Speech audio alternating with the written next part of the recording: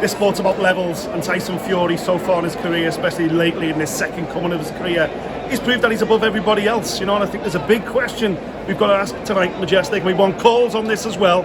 Where does Tyson Fury rank in the history of boxing's heavyweight division? Because I tell you what, there's a conversation he's at least in the top 5. He's just fully adopted that Kronk style of boxing, whipping in the shots, hateful punches, planting your feet, but just mixing it up. Like tonight, he didn't throw that uppercut until he needed to throw it, and when he threw it, it was perfectly timed, landed clean, right on the chin, and Dillian was out on his feet, and as we saw, Tyson just gave him a little nudge over. He went down like a tower, you know, like the explosives are blown away at his ankles, and he was finished. You know, I know he managed to get back to his feet.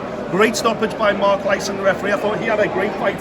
By the way, a massive moment for him, the only British official involved in a big fight tonight.